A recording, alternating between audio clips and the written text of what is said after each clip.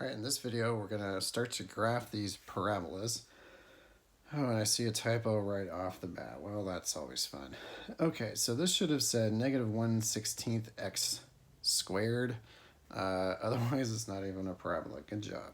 Okay, so since it's a negative and it's an x squared, that means it's going to open either up or down. And since it's a negative, that means it's going to be down. So we know it's going like that.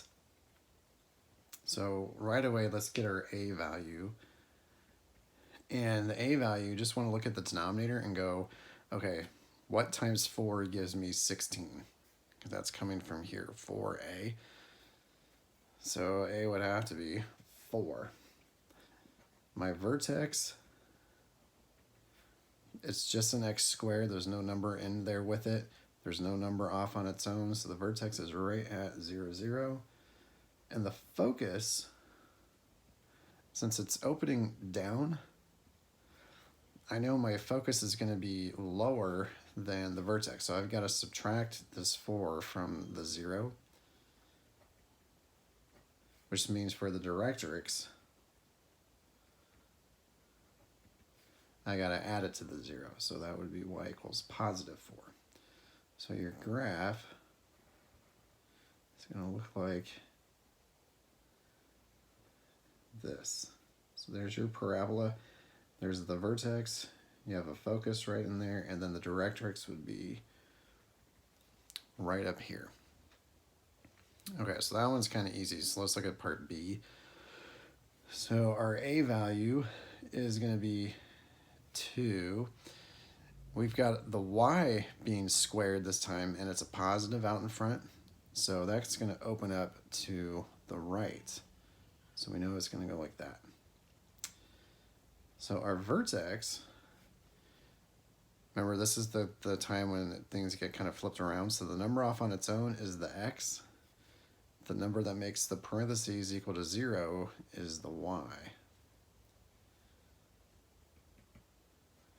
And our focus is going to sit over to the right of the vertex. So we got to take the a and add it to the x coordinate of the vertex. So that would be 4, negative 3. And since we added it for the focus, we're going to subtract it for the directrix. So 2 minus 2 gives us a 0.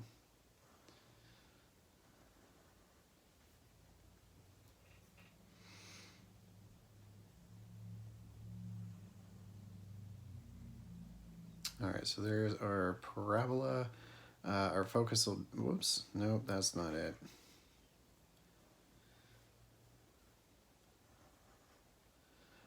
Here we go. There's our parabola.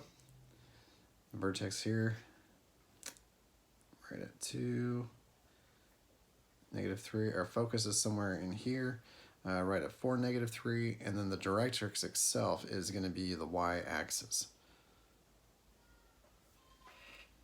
Okay. Now, sometimes it's not always written in the format that we like, so we need to get it there so that we can get the vertex and all that sort of stuff. So I'm going to move this 1 over to the left side.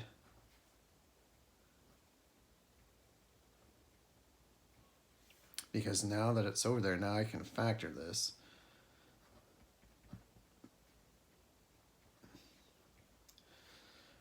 And now I'm going to divide by 8, or multiply by 1 over 8. And that puts it in the format that I want. I have the thing that's being squared over here, and then the x totally by itself. So that's going off of this. And if you're going, well, how did you know that you had to get the x by itself? Well, whatever variable is not being squared, that's the one you want to get by itself. So over here, the y had the square on it, so that means I'm solving for x. If the x had a square on it, then I'm solving for y. Okay, so our vertex, there's no number sitting off on its own, so the x part is 0, and then 1 would be the y coordinate. Our a value Coming from the denominator again, something times 4 is 8, so a has to be 2. So which way is this parabola going to go? Well, it's the y being squared, so it's opening left or right.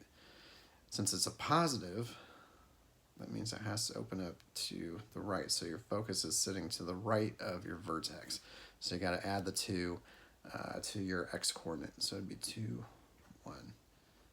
Which means for the director, so you got to subtract it from the x-coordinate. So 0 minus 2, negative 2.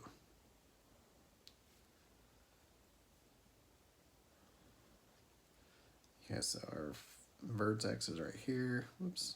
It's going to open up to the right.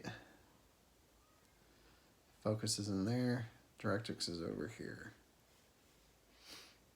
So these things do not have to be to scale. Clearly, I did not draw it as such. I'm not worried about, really any x or y intercepts with these. I'm just looking for, do you have the right shape, the right vertex, focus, and directrix, and is it in the right location? So you can label everything off to the side. You can label things with actual points if you want. Just kind of depends. But if it asks for these 3 things, then somewhere in there you have to tell me what they are, either on the graph itself or label them off to the side. All right. So the next video, I think we're going to be going backwards. So getting the equation of the parabola from your data set. So you might have a focus, you might have a vertex, you might have both. So we'll see how to do that in the next video.